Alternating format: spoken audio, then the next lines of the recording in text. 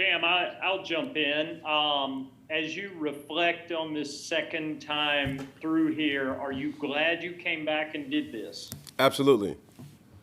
Absolutely. I think everything in life, and as you meditate and you find out about yourself, everything in life, you don't know what it is while you're going through it, and the whole synopsis of everything I don't necessarily know, but it was needed for me to come back. I think I got closure for a lot of different things, and yeah, I think it was very meaningful for my life and my career. I've learned so much about myself, this team, this city, and I think it was very purposeful.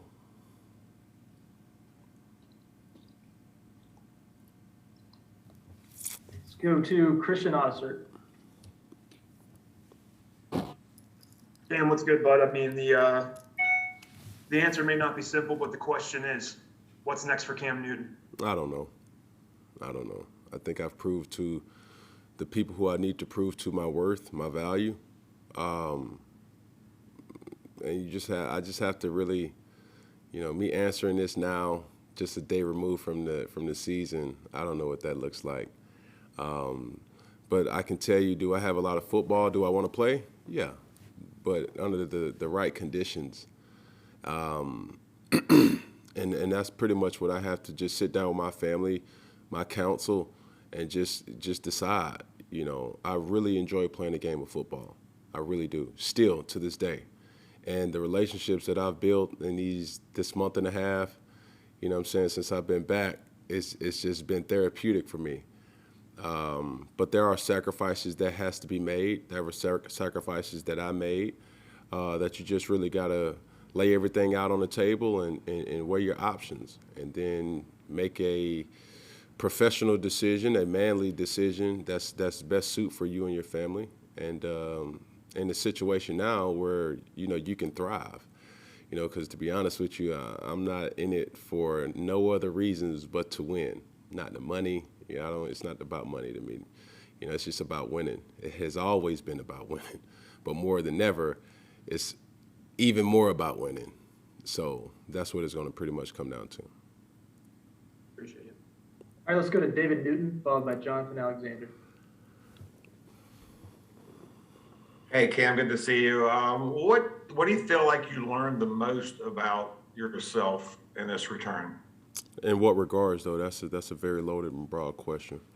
Well, I mean, I wasn't trying to be loaded. I mean, you talked before about how you kind of grown through the process here. I just wonder if there was one thing specifically that you really learned.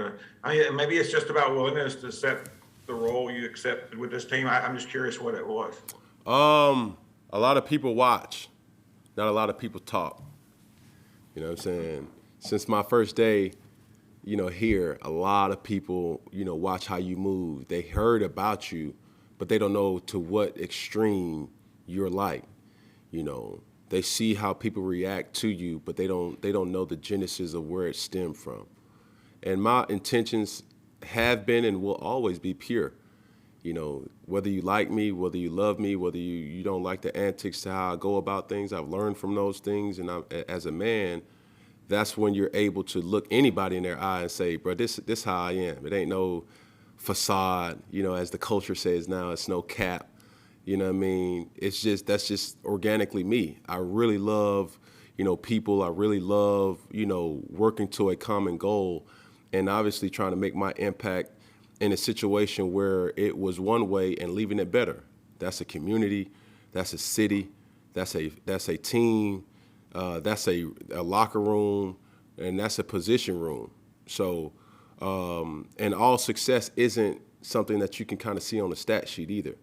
Right. And I think that's the thing that I've learned most. It's like, here I am. I've always had a work ethic about myself, but I think as I grow into the person that I am today, I think I don't gain joy by holding myself accountable. I gain more joy with really, seeing somebody implement the things that I've done, and really having a core root of understanding of why am I doing certain things. And I think the guys who get it, they get it. And if the guys that don't, it is what it is. But we need hard workers. You'll need, the majority of the people to feel the connectivity to work together as a unit for success in the long run, rather than the minority of the people. Do you see any scenario where you'd be back at Carolina, or? I don't. I mean, we're literally 12 hours removed from the game. So, Yeah. I know you guys have a job to do, and I have a job to do too. And one of those jobs is really making sure that I don't jump the gun and saying something, because I know a reporter's favorite dream is to start a sentence off with, "Well, you said," and I don't want to give you guys that type of ammunition. I understand you. One other thing, the 4th and inches call, a lot of people debated whether you should have been the guy running that yesterday versus Sam. What were your thoughts? Me talking about that, it doesn't do any good. It's irrelevant. I know my skill set is way better than just a 4th and inches type of person. I can tell you that. So however you want to look at it, Coach made the decision that he made. I stick by it. You know what I mean? So Sam played a great game. And just outside of just any other game in the NFL, it comes down to a couple plays. It didn't come down to those plays. It just takes a collective group to get the job done. And it didn't happen on that one play, but that wasn't the reason why we lost. All right. I appreciate it, and good luck in your future Yes, if we sir. don't see you. Thank you, buddy. Hey, Cam. Hope all is well. If this is, in fact, your last time in Carolina, what type of things stood out during your time here? Or what top things come to mind when you think about it? Bro, that's your question, bro. Is it not a good question? Do you not want to answer? If we're gonna have an interview, man, let's not get to the meat and potatoes. My time back at Carolina, I've been interviewing with you guys for long enough to know, what is it? That's like a loaded question. What do you want me to ask you? My time back in Carolina, that's so typical. Last time you talked so much about, what Carolina meant to you. Mm-hmm. And you seem kind of, reflective of it. So, but it didn't get to, I was just wondering, what are the things that really stand out at this point? What are you proud of that you were able to accomplish, even if it didn't happen in the second time? I guess that's one of the questions that I have for you. I got you. I think the people of Charlotte, the people of North Carolina, as well as South Carolina, are owed sustained success. I don't care in what degree. Hockey, field soccer, or field hockey, soccer, volleyball, basketball, baseball, football. And I look at my time when I was away to really kind of compare and contrast. And we all know the narrative in the city of Boston. The mentality is different, but how do you get to that mentality? You get to that mentality by expectations, but not just the expectations from a fan base, it's in the expectations from the core essence of the performers, the players, and it just shows. So that's what I do know, and I understand and I believe. These people, this franchise, other franchises tagged to North Carolina and South Carolina, colleges included, these people are owed success, something that they could be proud to, wave a flag, have a sticker on their bumper, wear a T-shirt on Friday, dress down day, where you can really believe. And, to have had some type of success, not sustained success, that's the thing that I'm kind of torn between, because it's what it's going to take. But when you go around, my favorite place is Quick Trip. love the slushies, right? So every time I go different places, you see many different cars drive by, many different flags. And the culture has changed to a degree since I have been back. You know, when I first came to Charlotte, I remember seeing Cowboys, Steelers, Redskins, or Washington football team, but they were Redskins at the time. And now it's more of dominance of the Carolina Panthers. But that kind of stemmed from 1 year of success, superior success, right? But here moving forward, me being at 32, seeing other quarterbacks that have thrived, you know, in the latter part of their careers, they've still been able to have success. And I think when you look at the whole grand scheme of, you know, a fan base, you will hope that guys that come into the locker room year in and year out, they understand the magnitude and the expectation to win. And as Coach Rule says, you know, do you know the price of winning? And the price of winning doesn't come with making the most popular decision. You're not everybody's favorite, but everybody respects you. So, yeah, my time here has been, you know, the second go around has been aware to that degree, you know, not being able to win, the ugly games, the gritty games, the dirty games, the cold games, the games that it's just not, you know, set up for you to win and finding ways to win.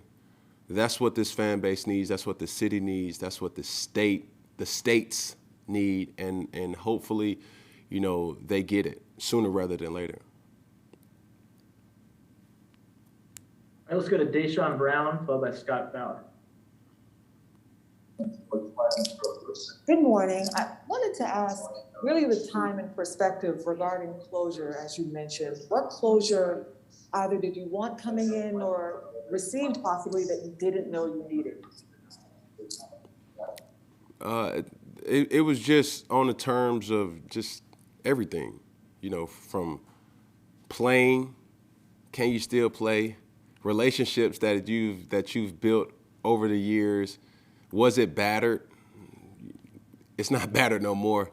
You know what I'm saying? So it's a lot of different closure things that you need personally. And, you know, I'm still fighting those things and still mending relationships, and that's what it's all about.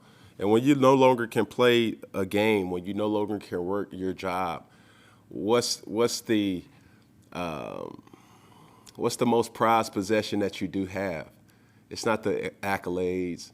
It's not the, you know, the trophies that you kind of get. It's the relationships. So, you know, however that you guys see fit for that, I think for me, that's just the most fruitful thing about this whole, you know, interaction the second go around. It's just building relationships and sustaining relationships along the way.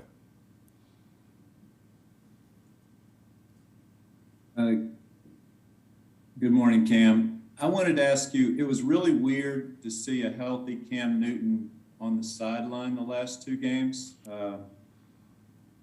I've seen you for 10 years, and I don't think I've ever seen that before. Yeah. How did that sit with you, being a backup for those two games? Yeah, I mean, oof. I wasn't used to that. You know, I made a joke to DJ during the game. I was like, bro, my body don't even feel right now. My toes going to sleep. You know what I'm saying? But, you know, at this particular point in time, I'm a team player.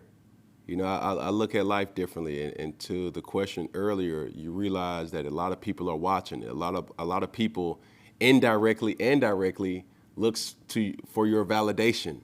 You know, how do you feel about this? And I'm like, well, you know, I would go about it like this.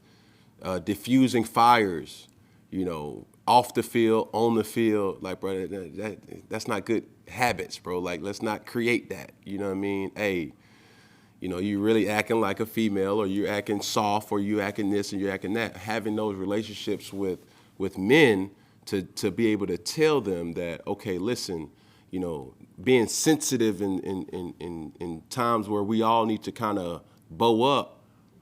Those are the conversations that we've had. Along those lines, you know, I am healthy. I know the expectations that I do have for myself, but selfishly, do you think the question can be kind of directed towards, do you think I can play? Yes, I still do think I can play at a high level, absolutely. But if an opportunity presents itself where I don't necessarily need to play, and it's about winning, yeah, I'm willing to do that too. Because this point forward, I'm not coming back for no 5-12. I can tell you that now. And winning makes everything better. So to what degree I'm willing to do, whether being the starter or not, if it's about winning, I'm with it. And then if it's not, then I won't tie my hitch my wagon to it. Thanks, Cam. It's always been a pleasure. Yes, sir. We have time for a few more. Let's go to Joe Person, followed by Will Pelagic, and finish with Sheena Quick.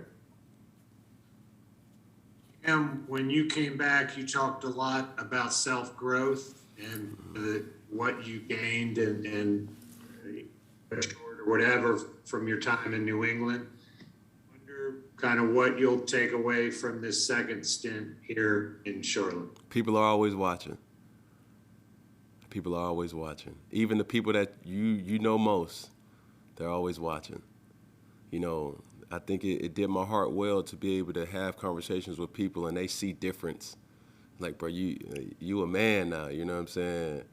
I was 21, 22 years old walking that locker room, listening to music all times of the day, not knowing, my worth and not knowing, the leadership that came with that. Now it's like, bro, I make it a priority to speak to every single person, knowing every single person's name. Those things you don't learn, without being sat down and talked to and learning from somebody else. Being the first one in, whether they know you're in or not, you're here.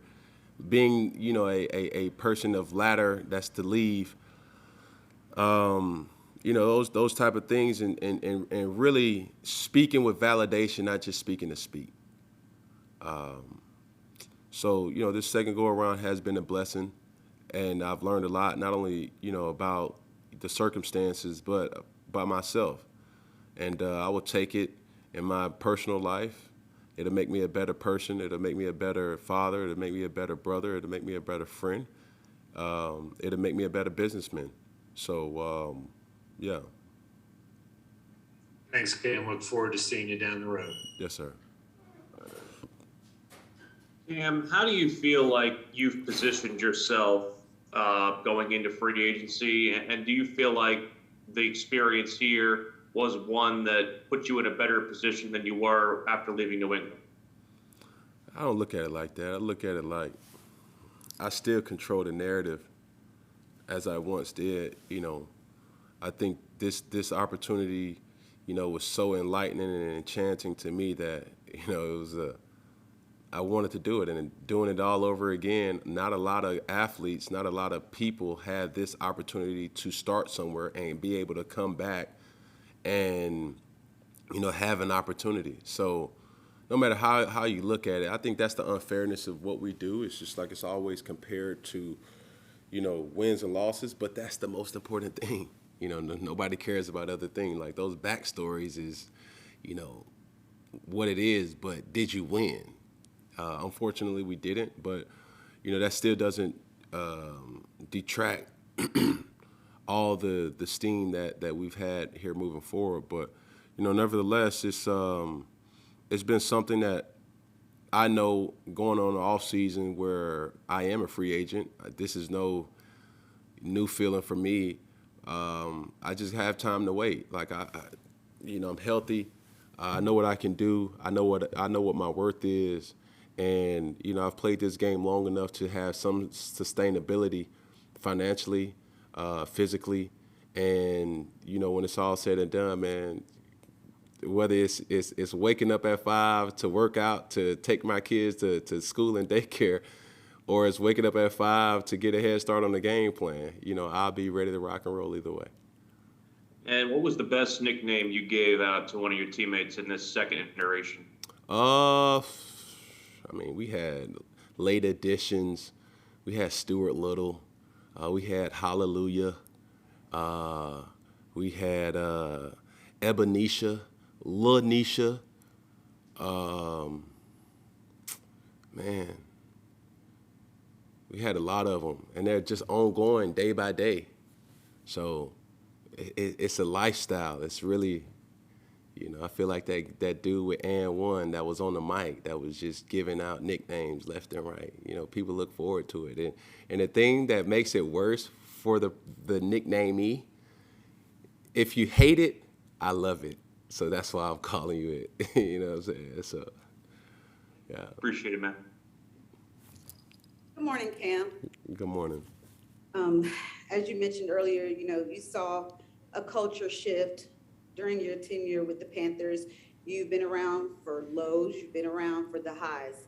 Coming back now in the middle of the season, from your vantage point, we heard a lot throughout the season with the team needs to find an identity. The team needs to find an identity. What was their identity or the team identity from your perspective as the season closed yesterday?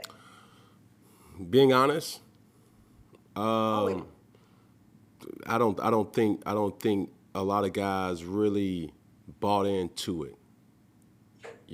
And when I say guys, I'm not throwing nobody under the bus. I won't do that. But buying in isn't just verbally committing. Buying in is being the pig and not the chicken, right? That makes sense. You guys have heard the story of the commitment level of the pig. The pig gave his life. The chicken just reproduced an egg, right? So, and this is not for, the headline to be a pig or a chicken. It's just the commitment level. It's the actions. Your level of commitment Wednesday through Saturday through Sunday, in-game adjustments, the really attention to details. But when you see a locker room like that, I think it starts with not only the players, but it goes to the coaches. Not only the coaches, but the personnel. Not only the personnel, but the people in, the top office.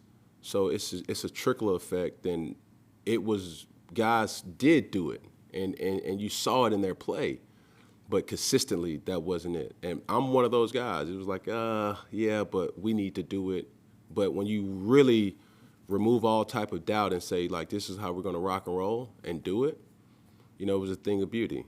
But I think moving forward, that has to shift to more of everyone buying in more or less than some people buying in. Thank you, Cam. Thanks for always, answering these questions, no matter how crazy they are. I know we give you some crazy ones. Yes, but ma'am. thanks. Good luck with free agency. Thank you.